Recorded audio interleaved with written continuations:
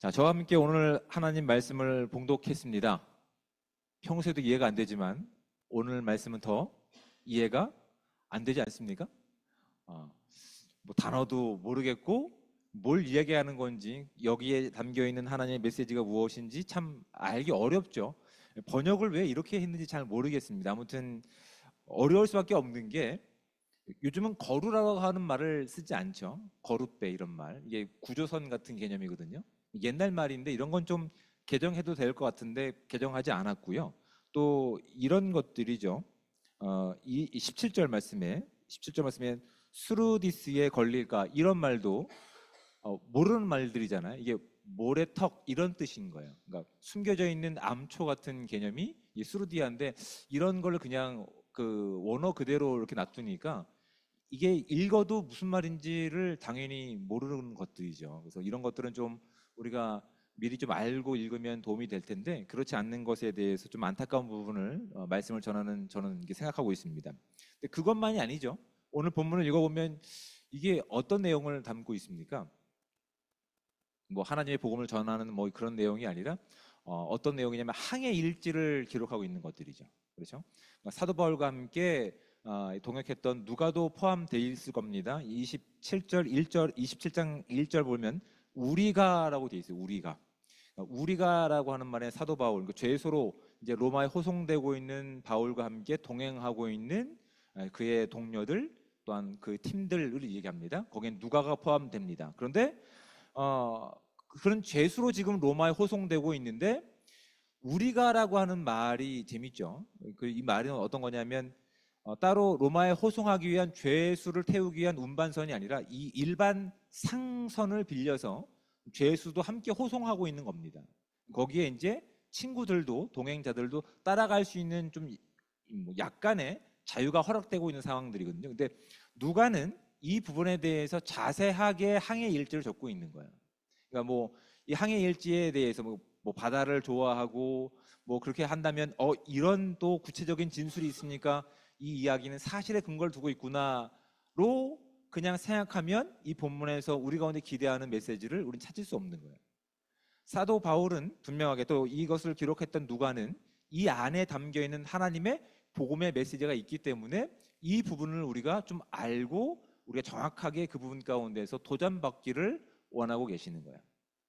어찌됐든 지금 사도 바울은 이제 죄수가 되어서 이제 미결수죠. 아직 어떤 결정도 받지 않았던 걸 상소해서 로마 황제에게 가서 재판받기 위해서 지금 호송 중에 있는 거예요. 근데 그의 동료들도 함께 올라타는 그 과정 가운데서 그들이 항해 가운데 어떤 일들을 만납니까? 어, 뭐 쉽지 않은 내용들이 언급되고 있죠. 그렇죠? 참 어려운 고생 끝에 어디 겨우 도착했나 보구나를 볼 수 있다고요. 중간에 뭐 유리굴라라고 하는 타이푼이라고 하는 태풍을 상징하는 돌풍을 만나서 난파되어서 죽기 직전까지 갔던 그 모습들을 상세하게 기록하고 있는 거예요. 그렇죠? 그런 항해 일지 가운데서 우리가 보면 뭐야 이거 왜 이거 복음과 굳이 상관없는 내용인데 여기서 우리가 얻게 되는 복음의 진리가 있을까? 이런 내용을 통해서 우리의 신앙에 어떤 도전들을 받을 수 있을까? 근데 하나님께서 주신 마음을 가지고 본문을 계속 읽다 보면 이 안에 담겨 있는 하나님의 귀한 메시지가 있는 거야. 지금 사도 바울은 3차 선교 여행까지 마쳤어요. 그렇죠? 우리가 알고 있는 것처럼. 그런데 의도하지 않게끔 지금 사도 바울의 신분은 죄수이지만 그 죄수의 신분으로도 기회가 될 때마다 복음을 전하는 복음 전도자가 사울이었어요. 그 죄수의 신분으로 로마까지 호송되는 이 기간이 하나님께서 계획하셨던 사도 바울 일행의 4차 전도 여행이 될 줄을 아무도 꿈꾸지 않았을 거예요. 그렇죠? 3차까지 전도 여행은 물론 핍박이 있었지만 자유롭게 복음을 전했습니다. 복음을 들을 수 있는 모든 사람들 가운데서 복음을 전했고 거부하는 사람도 어쩔 수 없었어요. 그런데 지금 하나님께서 의도하신 복음의 4차 전도 여행 가운데는 이게 생명의 공동체로 묶여 있는 거예요. 좋든 싫든 지금 이 죄인 사도 바울을 로마 황제에게 데려가야 되기 때문에 묶여 있는 공동체 가운데 억지로라도 복음을 들을 수밖에 없는 상황 가운데 있다고요.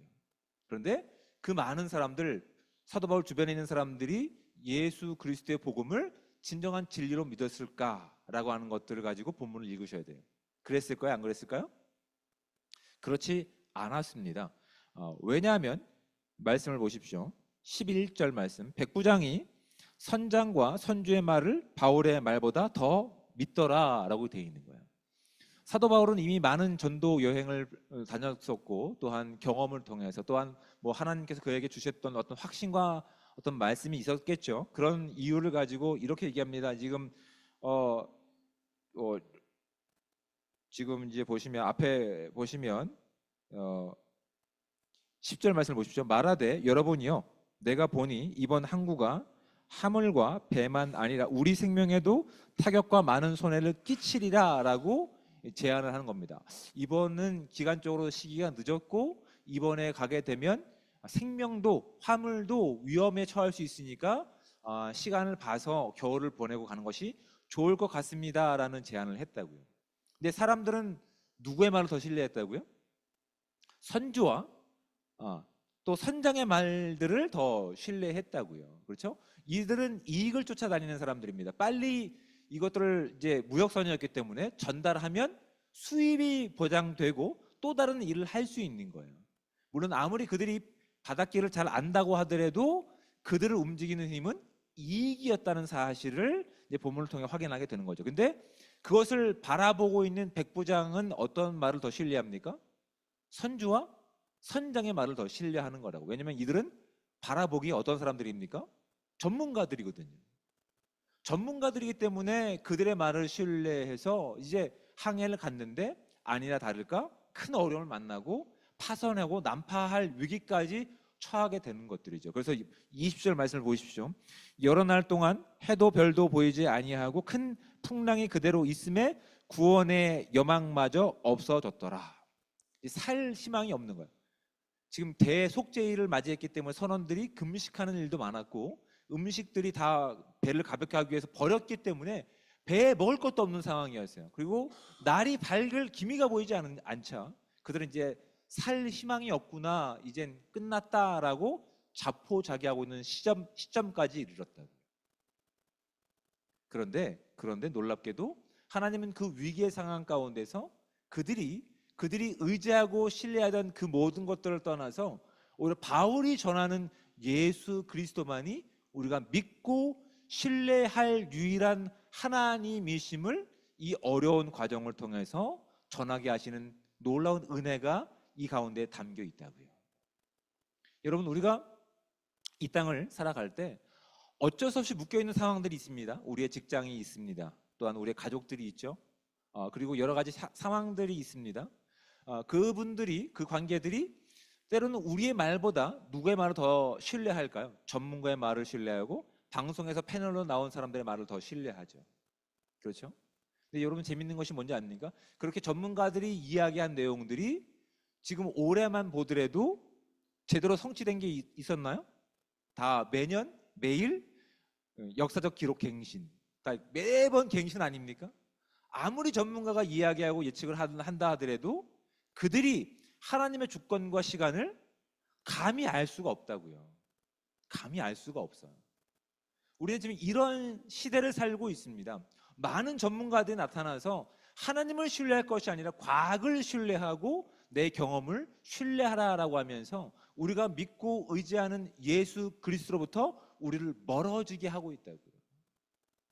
그러니까 우리가 살고 있는, 우리가 신뢰하고 있는 예수 그리스도의 복음이 진짜 진리임에도 불구하고 지금 선장과 선주의 말에 밀려서 그렇게 어쩔 수 없이 끌려가는 사도 바울과 같은 모습으로 우리가 이 땅을 살아갈 수밖에 없는 존재임을 본문을 통해 읽어갈 수밖에 없는 거야. 우리가 그런 존재구나. 복음을 전하고 있지만 마치 어떤 죄가 드러나지도 않았지만 죄인된 모습으로 그렇게 손해보는 것으로, 움켜진 것으로 그렇게 로마까지 끌려가고 있는 우리의 모습이 투영되어 보인다고요.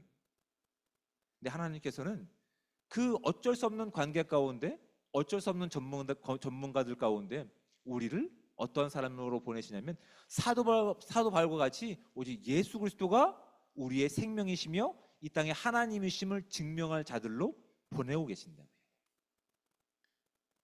억울하죠, 때로는. 그렇죠. 사도 바울이라고 이런 것을 꿈꿨겠습니까? 예수님께서 다메섹 도상에서 그에게 나타나셔서 내가 너를 이방인의 사도로 보냄을 받은 자로 세우겠다라고 했을 때 그가 이런 것을 꿈꿨을까요? 아니요. 그냥 자유로운 마음을 가지고 자유롭게 그의 지식을 가지고 복음을 전하는 것을 아마 꿈꿨을 겁니다. 근데 그가 예측했을까요? 죄인의 신분으로 복음을 전하게 될 줄, 묶인 신분으로 복음을 전하게 될 줄을 그가 예측했을까요? 아마 꿈꾸지 못했을 겁니다. 근데 시간이 지나면서 이제 하나님의 은혜가 더해지면서 그가 비로소 깨닫게 되는 것들이 있죠. 아, 이 과정 가운데도, 이 어려운 시간 가운데도 하나님은 우리를 통해서 일하고 계시는구나. 그것이 본문 가운데 담겨 있는 말씀입니다. 이 어떤 거냐면 1절 말씀을 볼까요? 우리가 배를 타고 이달리아에 가기로 작정되매라고 되어 있습니다. 이게 한글 말이 좀 어려운 게 이렇게 시제라든지 이런 어떤 그 안에 담겨 있는 뉘앙스 파악이 잘 안 돼요. 그러니까 작정했다라고 하면 능동입니다. 그렇죠? 우리가 결심한 거니까. 근데 본문을 다시 보십시오. 작정되매, 작정되었다라는 겁니다. 그러니까 수동태로 되어 있어요, 원어는. 그러니까 내가 작정한 것이 아니라 누군가가 이것을 계획 가운데 집어넣었다라는 뜻인 거예요. 근데 이것이 과거 수동태로 되어 있는 거예요. 그러니까 이것을 기록한 누가는 그 말도 안 되는 이런 시간과 사건과 그런 내용도 통해서 어떤 손길을 바라보고 있을까요? 하나님의 손길을 바라보고 있는 거예요. 우리가 지금 보이는 입장은 죄인으로 호송되고 있지만, 그리고 이제 그 모든 풍파의 과정들을 돌이켜 봤을 때 하나님께서 이 죄인의 신분으로도 복음을 전할 수 있는 전도 여행을 계획하셨던 거구나를 그 시간들이 지나고 났을 때 깨닫게 되는 거예요. 우리도 마찬가지라고요. 우리도 주어진 시간 가운데는 당장 주어진 어려움 때문에 하나님의 손길을 바라보지 못합니다. 와, 왜 이렇게 고난만 있을까? 왜 이렇게 어려운 사람들이 예수 믿는 것 때문에 이렇게 달달 못 살게 굴을까? 근데 그 가운데서 하나님을 우리가 신뢰하니 인내하게 되고 또 함께 참게 되고 함께 기도하는 시간 가운데 오히려 우리 가운데 없는 화병도 생기겠지만 또 어떤 마음이 생길까요? 오래 참음이라고 하는 하나님께 대한 신뢰가 우리 가운데 믿음으로 더 굳건히 서가고 있는 것들이에요. 이제 시간이 지났을 때 고백하는 거예요. 야, 그때는 참 어려웠는데 그 상황을 통해서, 그 만남을 통해서 내가 그리스도를 전할 수 있는 기회를 얻게 되었구나. 오히려 그 할 수 없는 시간 가운데서, 오히려 공백이 주어진 시간 가운데 하나님이 일하시기에 가장 합당한 시간으로 우리가 사용되고 있다는 사실이 비로소 고백되고 있는 것들이라고요. 그래서 기독교의 믿음은 상황과 결과가 보장되지 않는다는 것을 사도 바울의 이 4차 전도 여행을 통해서 우리가 확인하게 되는 거예요. 복음 전도자니까 편안한 것과 괜찮은 것들이 보장되겠지? 아니요, 그렇지 않다고요. 오히려 자신의 말을 듣지 않았던 사람들로 인해서 생명의 위태함까지 경험했던 그였지만 그는 다른 사람들부터 두려워하거나 또한 당황하지 않았다고요. 왜요? 그에게 맡겨진 사명이 뭡니까? 로마에 가서도 복음을 전할 사명을 누가 주신 거예요? 하나님이 주신 거예요. 로마로 가는 이 걸음 가운데서, 억지로 주어진 4차 전도 여행 가운데서 나는 아직 그 사명이 다하지 않았기 때문에 하나님이 나를 데려가지 않는다는 확신과 믿음이 그에게 있었던 거예요. 사도 바울은 믿음을 누구에게 두고 있는 거예요? 상황에 두고 있지 않다고요. 자신을 보내시고 자신의 사명자로 세우신 하나님께 두고 있다는 사실이 우리가 여기서 확인해야 될 아주 중요한 영적인 교훈입니다. 우리는 하나님을 믿습니다. 하나님이 때로는 우리를 어려운 상황과 또한 형편 가운데 구원하실 하나님이심을 믿는다고요. 그렇죠? 그런데 그렇게 하지 않으실 하나님임에도 우리는 믿을 수 있어야 된다. 우리가 믿고 있는 것은 하나님이 우리를 반드시 좋고 선한 길로 인도하실 것이 아니라, 하나님은 우리가 때로 어려운 길을 걷게 하신다 하더라도 그 가운데서 하나님의 주권과 하나님의 능력을 살아낼 존재들로 우리를 떠나지 않느냐 하실 나의 아버지이심을 믿음으로 고백하게 하신다고. 지금 사도 바울은 오히려 그 시간들을 통해서 이것을 기록하고 있는 누가를 통해서 우리가 확신을 주시는 거예요. 하나님은 정말 하나님이시구나. 우리가 믿고 신뢰할 유일한 한 분 하나님이시구나. 우리가 상황 때문에 하나님을 버리는 것이 아니라 끝까지 포기하지 않고 우리를 사랑하시고 그 가운데서 주의 영광을 드러내실 그 하나님을 신뢰하기를 기대하고 계신다는 사실을 기억하실 수 있어야 되는 거예요. 그래서 이 땅 가운데 있는 것들이 전부로 살아가는 사람들이죠. 그렇죠? 이익을 위해서 과학을 신봉하는 사람들 가운데, 그래서 그것들이 예기치 못한 재앙을 만나고 예기치 못한 상황 가운데서 모든 희망이 사라져갈 때 우리는 누구를 전할 수 있습니까? 우리의 생명이시고 우리의 구원자이신 그리스도를 전할 수 있는 기회가 되는 거라고요. 같은 고난 가운데 있지만 그 고난으로 인해서 하나님을 알지 못하는 자들은 큰 절망과 좌절 가운데, 20절 말씀을 다시 보시라고요. 여러 날 동안 해도 별도 보이지 아니하고 큰 풍랑이 그대로 있음에 구원의 여망마저 없어졌더라. 소망이 사라지고 있는 이 시대 가운데서 진짜 소망을 가지고 있는, 진짜 생명을 가지고 있는 저와 여러분들이 그들 가운데 우리가 가지고 있는 생명을 전할 수 있는 특권을 가지고 있다고요. 그렇죠? 그러니까 여러분, 주어진 어려운 상황들로 인해서 불평할 이유가 조금도 없습니다. 오히려 그 갇혀진 자리에서는, 오히려 그렇게 폐쇄된 자리에서는 하나님만이 구원자이심을 믿을 수밖에 없는 오히려 놀라운 기회가 주어진 거라고요. 모든 자유가 허락되고 모든 것들이 평화로울 때 오히려 하나님을 전하기가 참 어렵습니다. 그들은 그것들을 쫓아가거든요. 그런데 때로는 말도 안 되는 어려운 상황 가운데 우리를 묶으신 그 관계 가운데, 그 직장 가운데에서, 근데 결국은 누가 일하십니까? 하나님이 일하고 계심을 사도 바울의 이 일정을 통해서 우리가 고백할 수밖에 없는 거예요. 이 땅에 소망이 없구나. 이 땅은 믿을 것이 안 되는구나. 과학도 모든 자연 만물도 우리가 예측하는 것이 아니라 하나님의 주권 가운데 있음을 비로소 우리의 주어진 삶을 통해서 증명할 수 있는, 증거할 수 있는 증거들이 된다고요. 그러니까 우리가 그 믿음을 가지고 있다고 한다면 때로 풀리지 않는 환경 때문에 우리가 좌절할 이유가 전혀 없음을 고백할 수 있는 저와 여러분들 되시기를 주님으로 축복을 드립니다. 오히려 그 시간을 통해서 하나님의 하나님 되심을 더 증거할 수 있다고요. 그리고 사도 바울에게 그 귀한 사명을 맡겨주신 하나님께서 진정 그 배의 선장이 되셨음을 우리 가운데 분명히 보여주고 있는 거예요. 그리고 오히려 분명해지는 거예요. 그 어려운 상황들이 주어지니까 비로소 우리 가운데 불필요한 것들이 무엇인지를 발견하게 되는 거예요. 풍랑을 만나자 선주와 또한 선장들이 어떻게 합니까? 배에 있었던 덜 중요한 것들을 버리게 된다고요. 그것이 생명보다 중요하지 않은 거야. 화물을 소중히 여겼는데 그것이 물질의 유익을 가져다 주니까 생명처럼 여겼는데 정작 생명이 위기 상황 가운데 닥치자 그것을 버려버린다고요. 버리면서 무엇이 더 중요한 인생임을 깨닫습니까? 우리의 생명보다 더 중요한 것이 없다는 것을 발견하게 된다고요. 그래서 그것들을 다 버리고 생명이 가장 중요한 것임을 알게 됐을 때 비로소 그 생명의 주인이 누구신지를 소개할 수 있는 은혜가 된다고요. 여러분, 이 말씀을 통해서 우리가 확인하게 되는 것들은 정말 우리와 전혀 상관없는 원어 그대로 기록됐던 항해 일지를 우리가 왜 읽어야 되지? 이 안에 하나님께서 우리 가운데 주셨던 복음의 메시지가 있을까? 라고 하는 내용 가운데 사실은 담겨있는 하나님의 복음의 메시지가 있다고요. 때로는 우리가 어쩔 수 없는 상황 가운데서 그 환경으로 우리를 하나님은 내모실 수 있는 하나님이심을 믿고 고백하고 순종할 수 있는 저와 여러분들 되시기 바랍니다. 무엇을 증명하기 위해서? 진짜 주인이 누구신지를 증명하기 위해서. 우리 인생 가운데 무엇이 가장 중요한지를 확인시켜 주시기 위해서. 그 상황 가운데서 주어진 그 복음의 능력을 우리의 주어진 삶과 믿음을 통해서 이 땅 가운데 전할 수 있는 사명자들로서 우리를 사용하시는 길 가운데 때로는 어려운 상황으로 내모실 수 있다고요.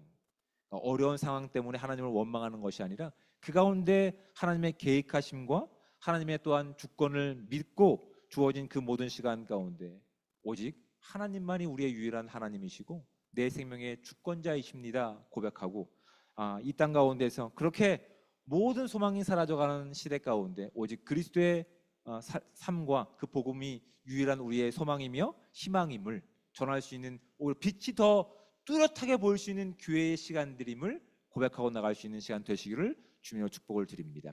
여러분, 히브리서 12장 2절 말씀 가운데 이렇게 고백하고 있습니다. 믿음의 주요 또 온전케 하시는 이인 예수를 바라보자. 예, 히브리서 12장은 믿음장이라고 얘기합니다. 그 믿음의 주체가 뭡니까? 우리가 기대했던 것들의 상황의 반전이 아닙니다. 그 모든 것 가운데 시작이시며, 그 모든 것 가운데 내용이시며, 그 모든 것 가운데 결과이신 주님이 우리의 믿음의 전부라는 사실을 기억하시고, 우리의 주어진 시간 가운데 그리스도를 높이고 그리스도를 자랑하고 그리스도를 살아낼 수 있는 복되고 귀한 시간 되시기를 주님으로 축복을 드립니다. 여러분, 복음이 없는 이 어두운 세상 보이십니까? 보이시면 하나님의 복음이 더 빛날 수 있는 은혜의 시간임을 잊지 않는 우리 모두가 되시기 바랍니다. 오히려 우리가 믿고 있는 복음이 더 진실하게 전할 수 있다는 사실을 기억하시고 주어진 그 모든 시간 가운데 그리스도를 자랑할 수 있는 저와 여러분들 되시기를 주님으로 축복을 드립니다. 자, 함께 이제 결단하며 기도하기 원합니다.